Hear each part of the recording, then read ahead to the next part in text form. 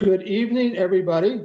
I am Richard Nordgren, associate member of St. John's Lutheran Church in beautiful downtown Greenpoint, Brooklyn, coming to you tonight from equally beautiful Kew Gardens in Queens. This is the seventh class of a series, which we've called The Many Faces of God. It's an exploration of the way God is presented to us in Scripture, sometimes confusing, sometimes beautiful, always wonderful, and meaningful. We've been looking, so far through the early books of the Old Testament and seeing God presented to us in a variety of ways. Most significantly as a creator, but also as a uncreator. We've seen him as a very benign and helpful friend of the family.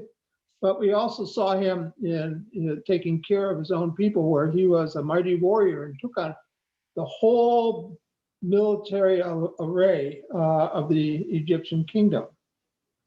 In doing so, he liberated a people that he had chosen as his own special people, and now was trekking with them across the wilderness of Sinai as they approached the land that had been promised to them, generations earlier. Things were not really going all that well once they left Egypt. There was a lack of planning, which caused whining and complaining. That was not accepted, very graciously or humbly. It seems like everybody had come to the conclusion that the informal nature of the relationship between God and God's people, needed to be thought through again and perhaps made more institutional and structural in its nature. And so last time we met before Easter, we saw God as the lawgiver. A new agreement, had been struck between God and Israel. Sometimes what we call the law, but probably more correctly called, the covenant, the Sinai or Mosaic covenant. Once the relationship had become, regularized and structured and written down, there also came the realization that if you can have any number of laws on the books, but if you don't enforce them, they're meaningless. I think most of you know that I recently moved from the state of Washington to Queens, and I lived in Richland, Washington.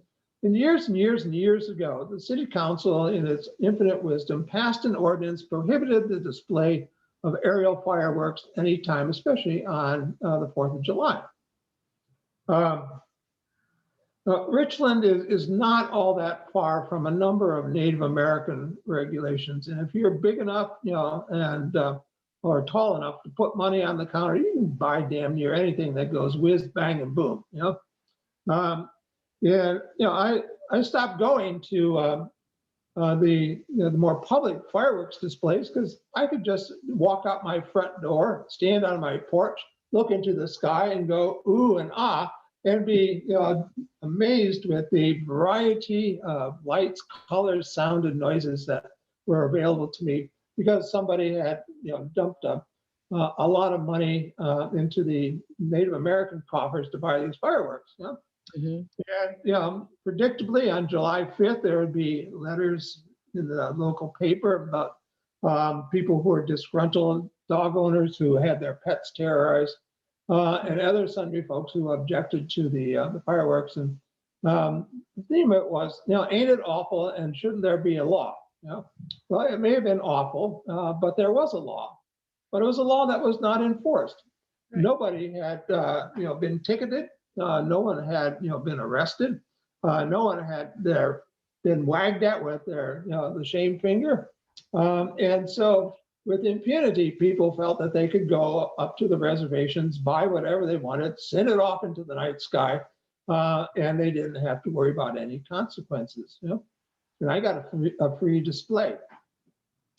Well, that's just one example of what happens when you don't have a law that is enforced. It gets ignored. People work around it. They may feel bad after a while, but a few times when they get away with it, it doesn't bother them quite so much. And then that becomes part of the custom and traditions of things. Okay. So God found himself in the situation where he needed to be able to enforce these rules. There had to be predictable consequences. And in the last 3 books of the Torah, Leviticus, Numbers, and Deuteronomy, we see how God goes about enforcing these laws that he has given to Israel to observe. Now I have to confess that when I have suggested that people read through the scripture, they get past the mighty works of God at the Red Sea and all the fire and pillar of smoke and things like that. That's pretty exciting. But boy, once they get past that, it is duller than Monkey Ward's catalog. You might as well read the telephone book for entertainment. Leviticus is largely a book that is a handbook, an operations manual for the priesthood. And it's not real exciting, reading, because they have rituals and observations and services that we just don't use or do anymore. But it was an important thing.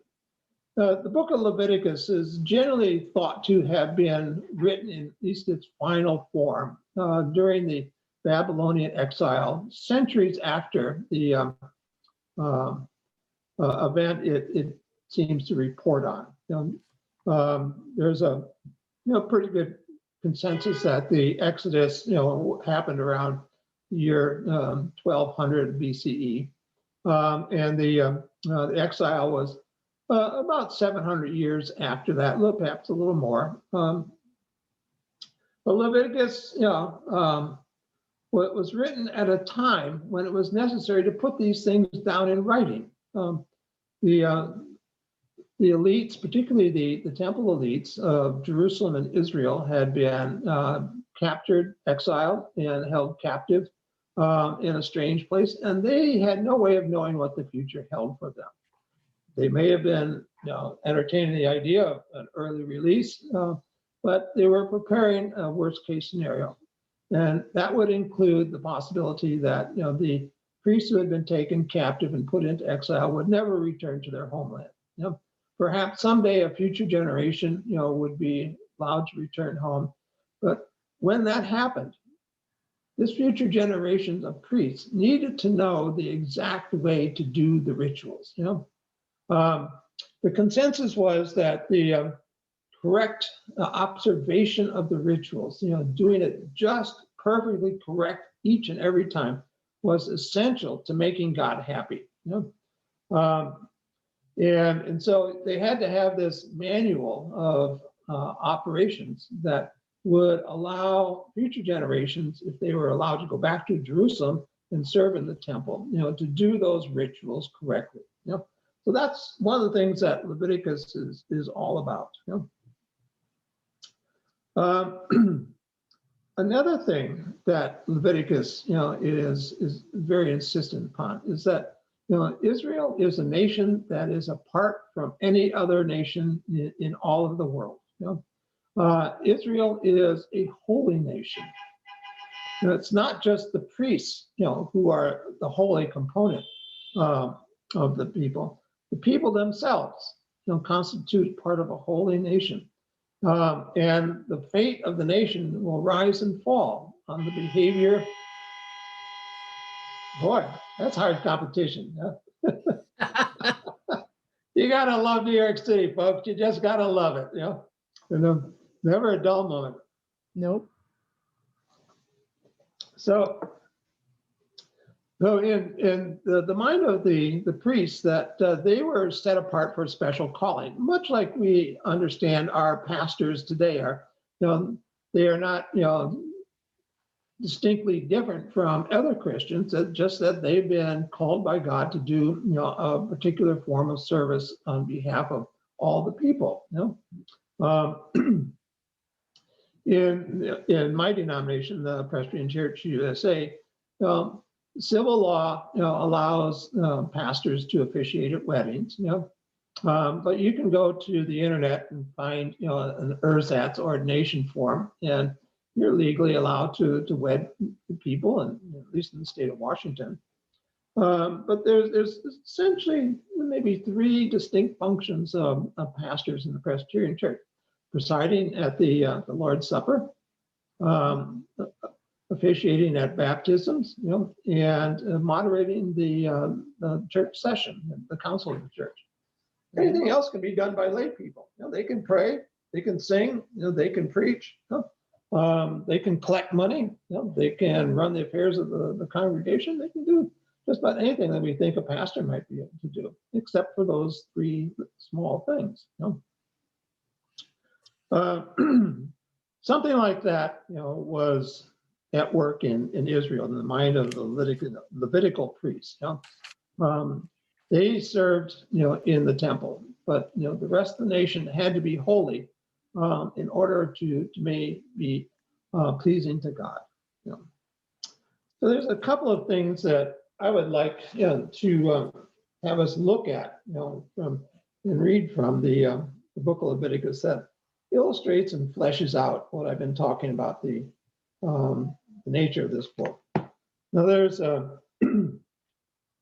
I'll do the first reading, then I'll call on others for subsequent one. And there's a passage in Leviticus 6, verses 8 through 13. And the title of this section in my translation, the NRSV, is Instructions Concerning Sacrifices. The Lord spoke to Moses, saying, "Command Aaron and his sons, saying this: This is the ritual of the burnt offerings. The burnt offering itself shall remain on the hearth upon the altar all night until the morning, while the fire on the altar shall be kept burning. The priest shall put on his linen vestments. After putting on his linen vestments, the undergarments next to his body, and he shall take up the ashes to which the fire has reduced the burnt offering on the altar, and place them beside the altar." Very detailed. This is what God wants the priest to do, each and every time. It's very complicated, and there's page after page after page, and there's another section which follows in chapter 7, which says further instructions. And then you go into Leviticus 8, and then there's more instructions on rites of ordination. And then you go into Leviticus 10, which is a sad story. And now Aaron's sons, Nadab and Abihu, each took his censer, put fire in it, and laid incense on it, and they offered unholy fire before the Lord, such as he had not commanded them. And the fire came out from the presence of the Lord and consumed them, and they died before the Lord.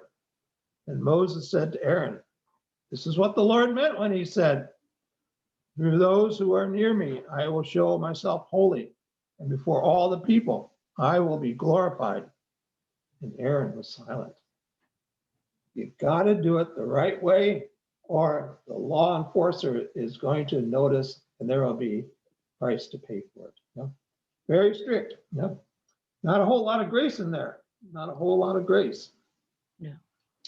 Uh, I would have been smote with fire very early on if these were the kind of things that were required. You wouldn't stand a chance. You would have been toasty a long time ago.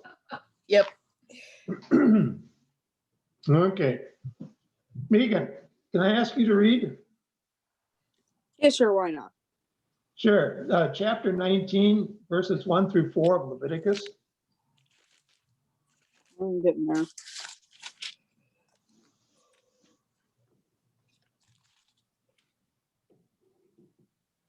$19 or $18? 19. Oh, okay, cool. Yeah, 18. We're was not like- going to deal with sex at the moment. Yeah, no, I saw that. I was like, come again with that? Can I skip over that section? All Oh, right. sexual relations is chapter 18. Yeah. Oh. But we're going to Yeah. go to 19. Okay. We're all adults. The Lord spoke to Moses, saying, "Speak to all the congregation of the people of Israel, and say to them, You shall be holy, for I, the Lord your God, am holy. You shall each revere your mother and father, and you shall keep my Sabbaths. I am the Lord your God. Do not turn to idols or make cast images for yourselves. I am the Lord your God." Okay, thank you. Brother, the one I want to pay is say to all the people of Israel and say to them, you shall be holy. Yeah. That is not something, excuse me, that's not something which comes out of the earlier literature. There's some leeway given to to people, particularly when you think about how God was really tolerant of some of the antics that Abraham and his sons and grandson got caught up in.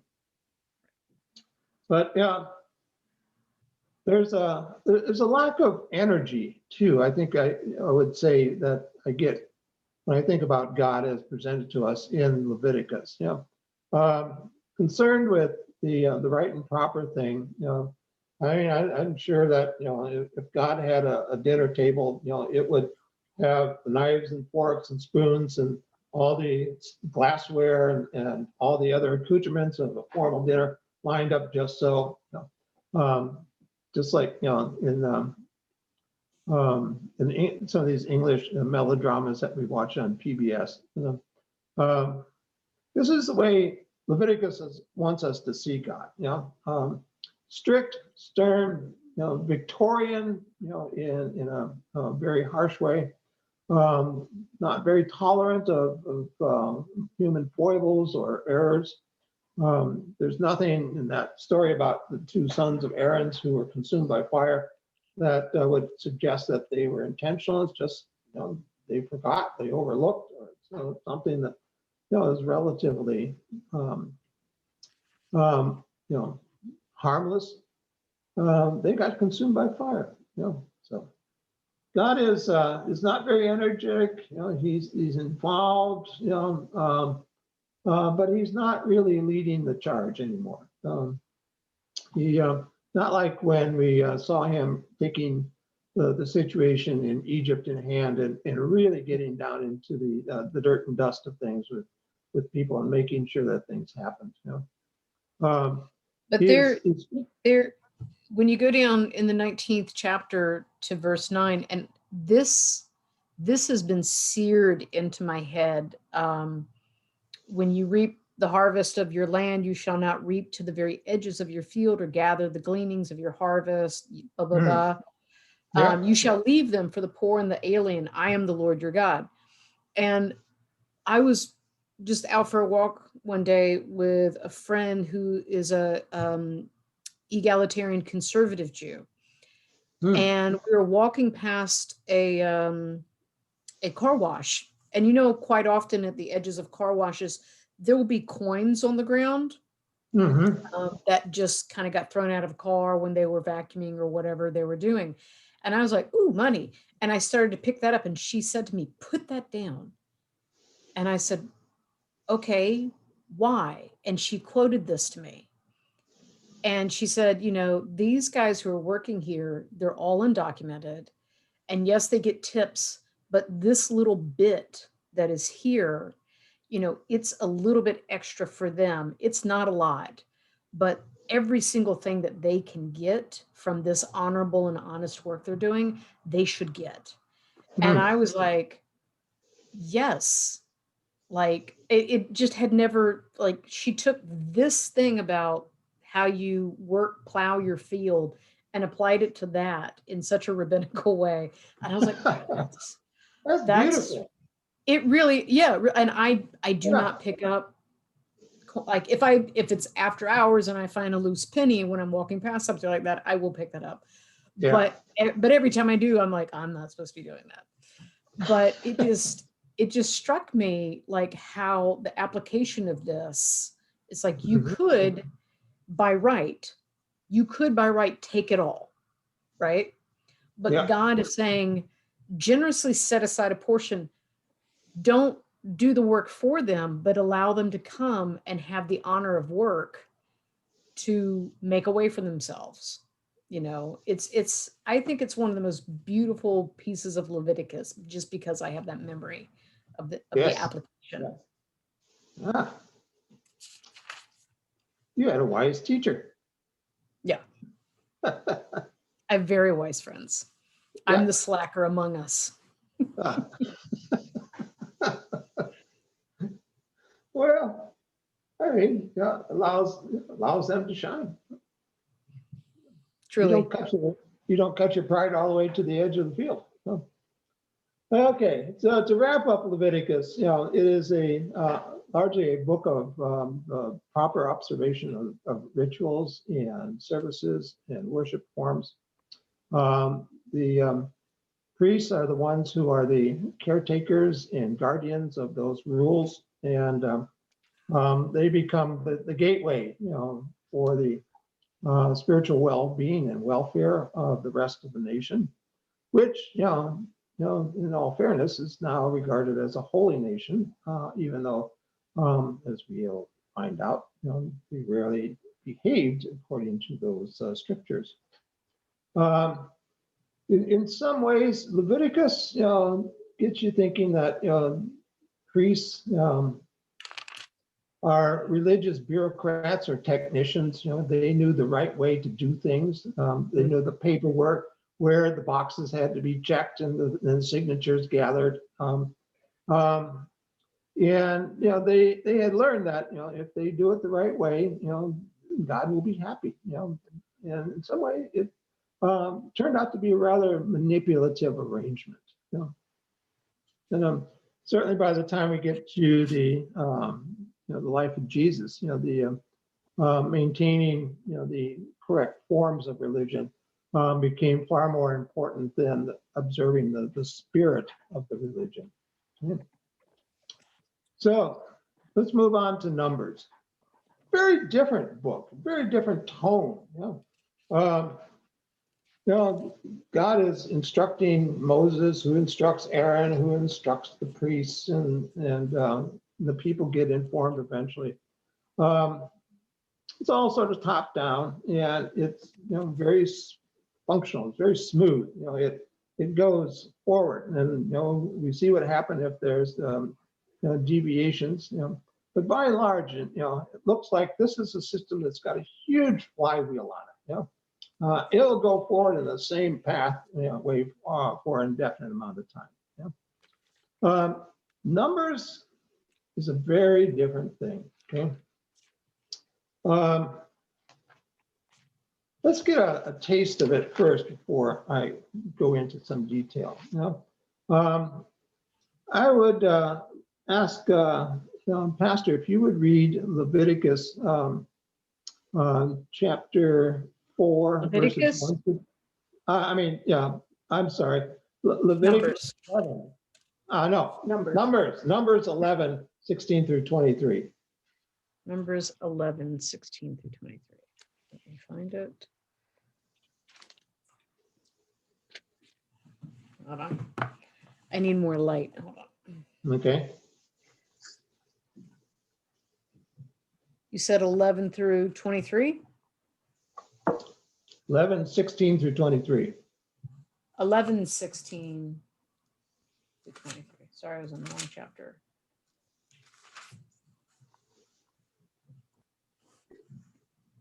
Oh, yeah. So the Lord said to Moses, gather for me 70 of the elders of Israel, whom you know to be the elders of the people and officers over them. Bring them to the tent of meeting and have them take their place there with you. I will come down and talk with you there. And I will take some of the spirit that is on you and put it on them. And they shall bear the burden of the people along with you, so that you will not bear it all by yourself. And say to the people, consecrate yourselves for tomorrow, and you shall eat meat, for you have wailed in the hearing of the Lord, saying, if only we had meat to eat. Surely it was better for us in Egypt. Therefore the Lord will give you meat, and you shall eat. You shall eat not only 1 day or 2 days or 5 days or 10 days or 20 days, but for a whole month, until it comes out of your nostrils and becomes loathsome to you. Because you have rejected the Lord who is among you and have wailed before him, saying, why did we ever leave Egypt? But Moses said, the people I am with number 600,000 on foot, and you say I will give them meat that they may eat for a whole month? Are there enough flocks and herds to slaughter for them? Are there enough fish in the sea to catch for them? The Lord said to Moses, is the Lord's power limited? Now you shall see whether my word will come true for you or not. Okay. Well, we find here that our Lord God is not above being sarcastic. Yeah. Coming out of their nostrils. That's just Isn't that funny. graphic? Yes. Yeah. Projectile vomiting, Yeah. So this section here deals with, one of many, many episodes in Numbers where there is evidence of a mutual grievance society. I mean, yeah. The Israelites don't like, what God has set in place for them, and God doesn't like their ingratitude. And they may back off from one another from time to time. But they keep clashing over this, the circumstances of their journey. We find the same thing in chapter 12. Where it says, while they're at Hazelroth, Miriam and Aaron spoke against Moses because of the Cushite woman whom he had married, for he had been married to a Cushite woman. And they said, has the Lord spoken only through Moses? Has he not spoken through us also? And the Lord heard it. Now the man Moses was very humble, more than anyone else in the face of the earth. Suddenly the Lord said to Moses, Aaron, and Miriam, come out, you three, to the tent of the meeting.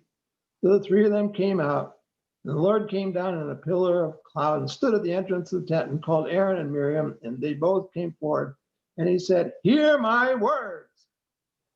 When there are prophets among you, I, the Lord, make myself known to them in visions. I speak to them in dreams. Not so with my servant Moses. He is entrusted with all my house. With him I speak face to face, clearly, not in riddles, and he beholds the form of the Lord. Well, you think that put Aaron and Miriam in their place? Well, maybe for a little while, but not for long, because God found it necessary to chastise and punish Miriam again by giving her a skin disease. This mutual. I have to say though, you know how everything's prescribed back in Leviticus, and now we're going to get the 70 and the Spirit, and all of that is going to be on that. How it's all prescribed, right?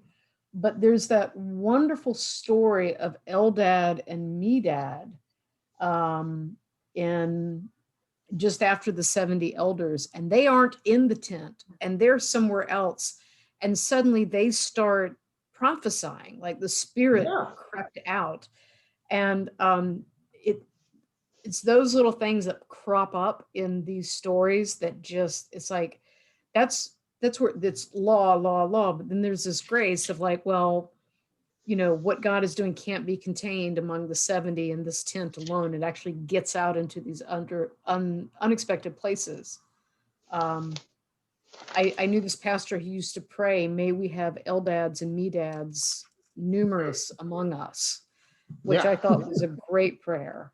So anyway, go ahead, Pastor. Yeah. Anyway, there's provision for delegation of authority that's being talked about here.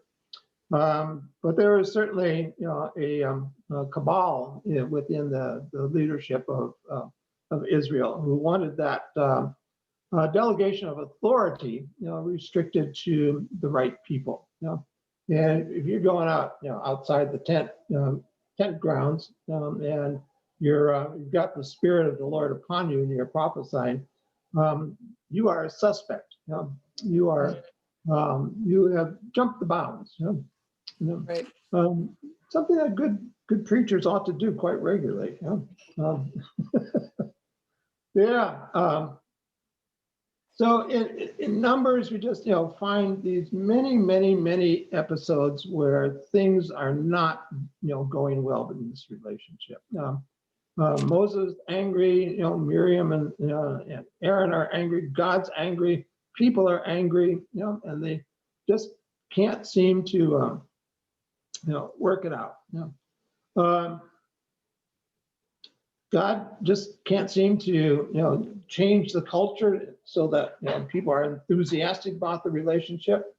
And on the other hand, Israel cannot demand God be a happy-go-lucky, cheerful giver, caving into their demands left and right. It's a stalemate, and it gets broken in a very, very bad way. It's one thing to gripe and complain, whine and make noises and things like that. It's another thing to actively stir up insurrection, literally or spiritually. And we find examples of that. There's the revolt of Korah and Dathan and Abiram, and that didn't go well. And then there's the turning to the idols, which is probably the worst form of betrayal that we find in the Old Testament. That it seems that while the Israelites were in Egypt, God really didn't seem concerned, that they might be influenced by the beliefs and practices of other people's religions. The Israelites spent a long time in Egypt. Egypt had a very well organized, very visible religious presence in the lives of people, and yet it didn't seem to have much bearing on the Israelites, and it didn't seem to concern God. But once they left Egypt, and were approaching the land in Canaan that they were heading for, things started to change. There was closer, more intimate contact with like people, other Semite tribes, who had different gods, and they, I guess everybody found out, hey, there's options. There's choices we can make. We thought there was just one policy, one insurance policy that we could get our hands on, but no, there seems to be a lot more. And Baal looks pretty attractive at times, and Moloch, hey, there's some pluses there too. And this was an eye opener for God, because he realized that in this competitive world, there were serious contenders for Israel's affections. And as a result of that, God found that within him there was jealousy. Mm-hmm. He was in some ways acting like a spurned lover, a heartbroken but spurned lover. There's really no resolution of the past that we find in Numbers in that book. It's going to take a while for the relationship to settle down. And as Israel is approaching its final destination, we do see a resolution of the strife. And that's in the book called Deuteronomy. And we'll move on to that. Yeah. Deuteronomy is the second reading of the law. Deutero means two in Greek. And it is different from everything else that we have come across so far. In Genesis, Exodus, Leviticus, and Numbers, we find that God is self-revealing in word, through Moses, and through patriarchs, through natural events. God is, revealing, what's important, what's the direction, what's the purpose. Deuteronomy, is not more of God's self-revelation. It's, an interpretation of what has already been revealed.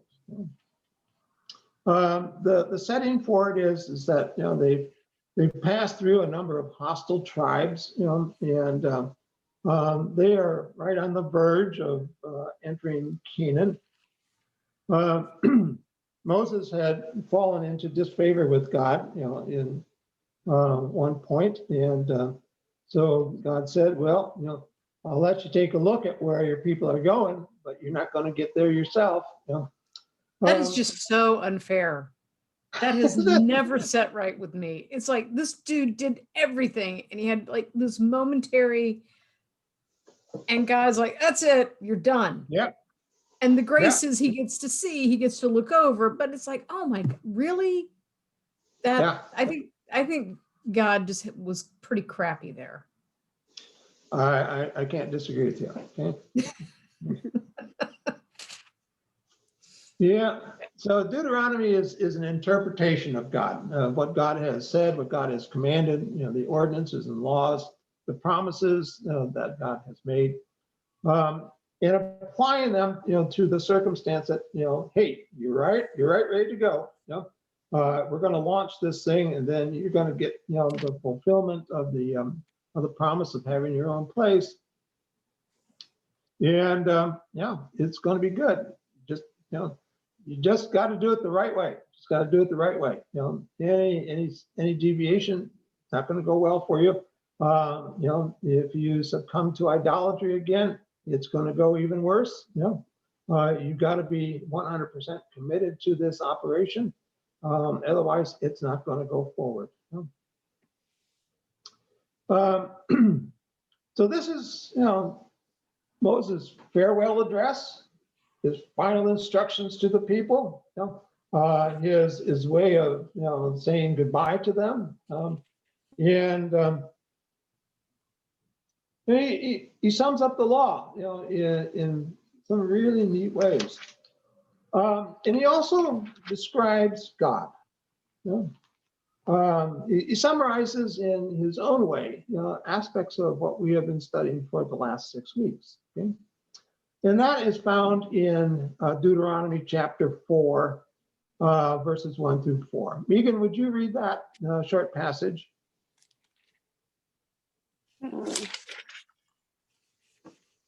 Yeah, I got you. Okay. So now, Israel, give heed to the statutes and ordinances that I am teaching you to observe, so that you may live to enter and occupy the land that the Lord, the God of your ancestors, is giving you.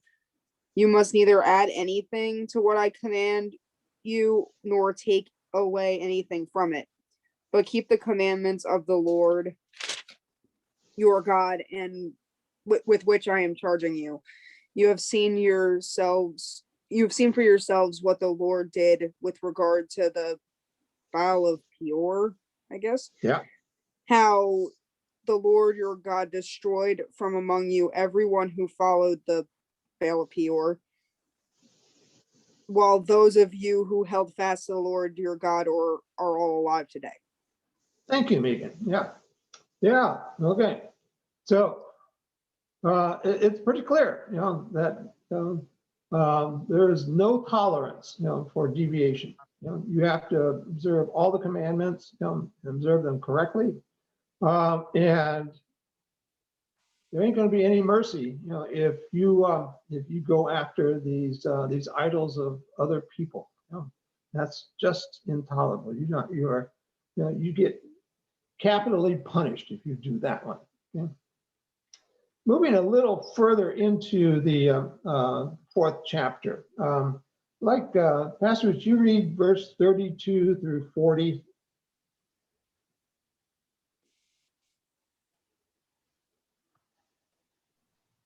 Hmm. 32 through 40. Yeah. For ask now about former ages long before your own, ever since the day that God created human beings on the earth. Ask from one end of heaven to the other. Has anything so great as this ever happened, or has its like ever been heard of? Has any people ever heard the voice of God speaking out of a fire, as you have heard and lived? Or has any God ever attempted to go and take a nation for himself from the midst of another nation, by trials, by signs and wonders, by war, by a mighty hand and an outstretched arm, and by terrifying displays of power, as the Lord your God did for you in Egypt before your very eyes? To you it was shown, so that you would acknowledge that the Lord is God.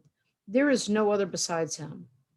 From heaven, he made you hear his voice to discipline you. On earth, he showed you his great fire while you heard his words coming out of the fire. And because he loved your ancestors, he chose their descendants after them. He brought you out of Egypt with his own presence by his great power, driving out before you nations greater and mightier than yourselves, to bring you in, giving you their land for a possession as it is still today.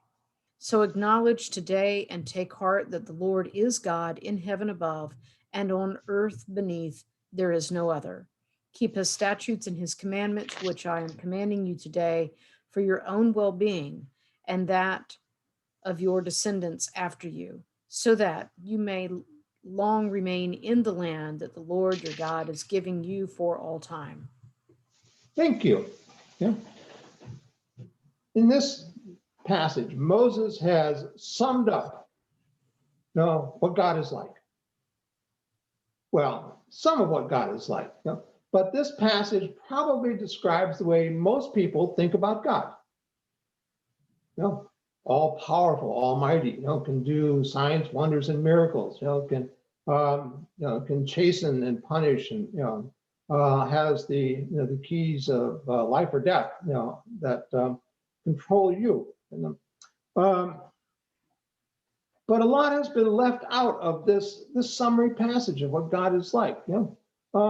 Where's the practical God who gives advice on animal husbandry? Helps pick out brides.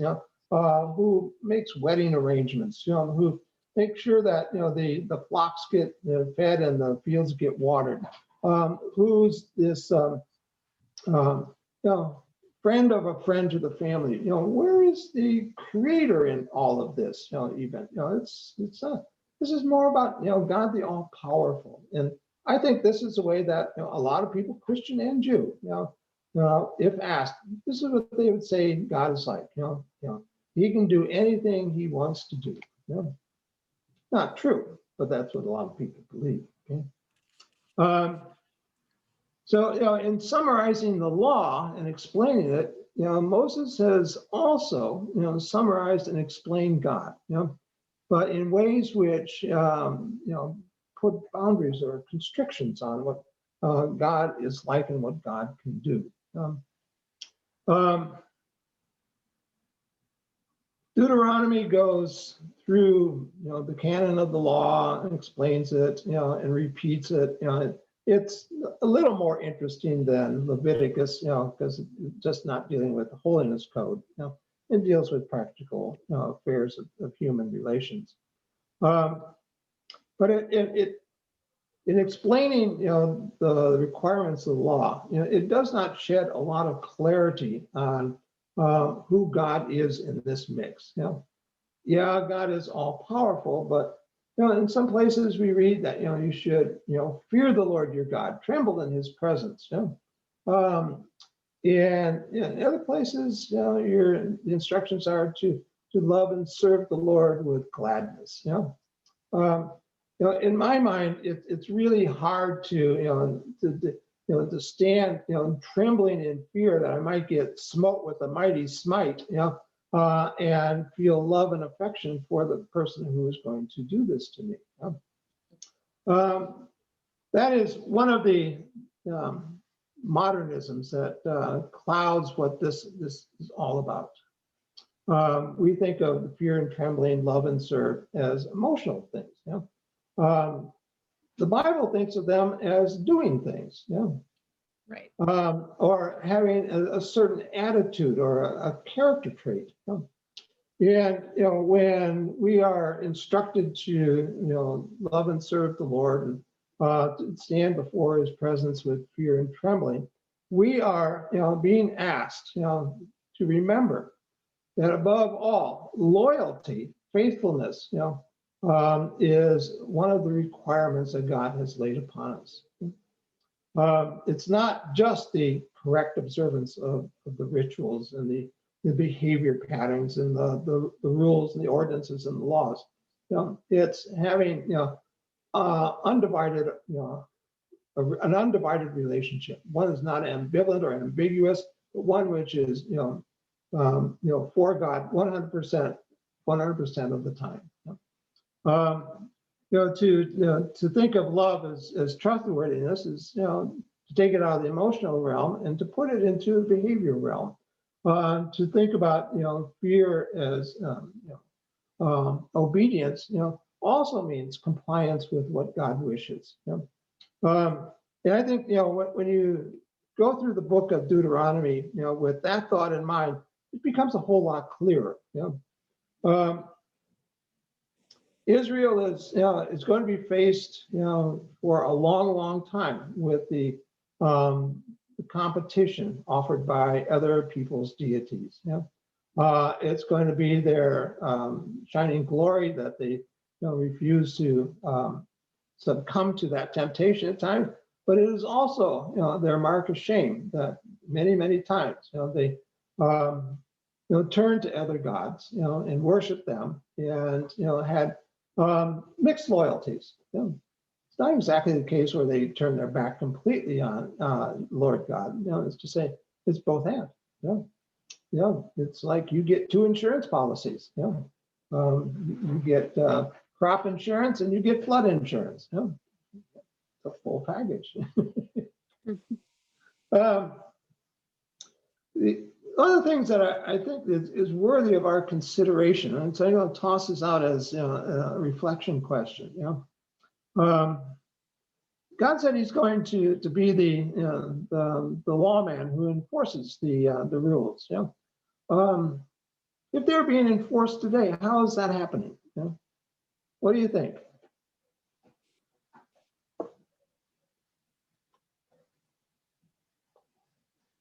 I don't know, we're not supposed to be killing people. That, I guess that's how, we're not supposed to be stealing. A few of the commandments, those ones get enforced, but I guess it depends on how equally they get enforced, but that's another discussion. Well, you're a criminal justice major, yeah. I know how you think about the courts and how they work and law enforcement and what it does, but how does God enforce God's rules? Well, He's been lighting people on fire and giving them leprosy and stuff. That's it seems like He was getting pretty salty in these books. Well, that was then, this is now, yeah. We've got antibiotics for leprosy. I guess He was enforcing, His laws, I think with a little bit more, I think He was enforcing them with a little bit more, with the intention of making somebody more fearful. It's I got you out of Egypt and you're gonna,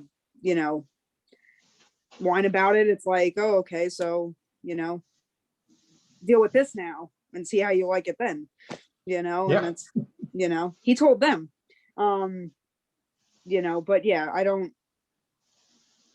it seems like He kind of he'll talk to Moses, and Moses is kind of the go-between, and Moses will try and tell people oh, don't pray to like golden statues, don't pray to like, anybody else, and like everything will work out. But like if you keep doing the wrong things, like, you're going to pay for it somehow, like whether it's, I don't know, but that's just me. Okay. I think, we could see as we read, you can see how God zapped, right? Zapped Yeah. people for doing the wrong thing. I think if you try to bring that into the modern day, some of the things that God was very concerned with, the worship of other idols. I'm not sure that we would say, I am worshiping a false idol, but we will kill ourselves for $1. We will sell other people out for $1. Adultery is just not considered much of anything now. We all break Sabbath unless we're Orthodox Jews or Seventh-day Adventists. We all break Sabbath all the time. We take we have heard the Lord's name taken in vain in public ways that I never thought I would see, over like on January 6th and at other times. So, what are the consequences for that? How is God enforcing that law? I do think that God works through means, through people, through things that are happening in the world. We don't stone people to death anymore for committing adultery, but there are certainly consequences for that, that people experience internally and sometimes externally. The effect of not keeping the Sabbath, there are certainly consequences on that. And as far as I can tell, none of them are good. That we don't have time set aside, that we do not intentionally create a community that values that sufficiently for everybody, from the greatest to the least, free, the enslaved, everybody. I'm not sure that we would connect the consequences of that kind of way of living with we're breaking this commandment. But as one who tries to be a public theologian in a way, I try to make those connections, explicitly in sermons and in teaching and that sort of thing. But I do think that God still cares about those things. And, the greatest commands to love God and love neighbor, which are also in, are in Deuteronomy also. We break those all the time. And if we break those, we're going to break everything else. I can't remember which Lutheran theologian, he said, if we could get the first commandment right, then everything else would be fine. And I think he had a point to that. Yeah. Well, I also am convinced that there are consequences, to choices that we make.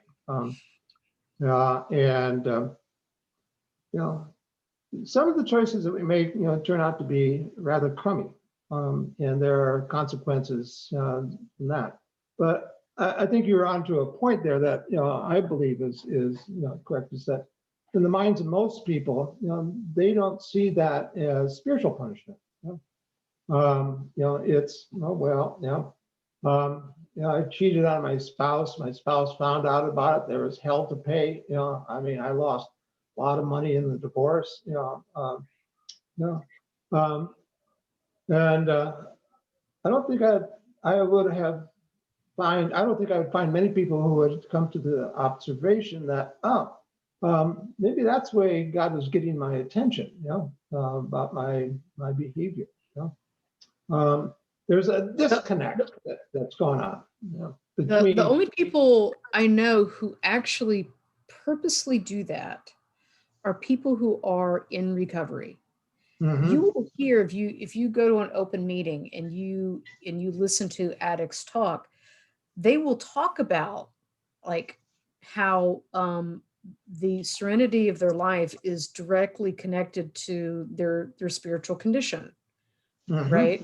And they're the only, I never hear church people talk that way. I only hear addicts, crackheads, meth heads, untrustworthy thieves who used to live this way, that really work to make these connections kind of explicitly in their lives and put on that particular lens as a way of gauging how well they're doing, you know? Yeah. There's a lot of street corner theologians in 12-step meetings, yeah. Okay. Another thing that Deuteronomy brings to the fore with this new covenant is that, it's now become a very institutional situation, and it's very transactional. You do this and you do it well and you do it right, I will bless you. If you do this and you do it wrong, you do it poorly, or you do it badly, I will curse you. It's very clear. There are consequences, and they are predictable. And if you do one thing, you get another thing in return. If you do a bad thing, you'll get a bad thing in return. Very transactional. Although we haven't gone into it in any great detail, there are provisions within the Deuteronomy code for the sins of the people to be expunged.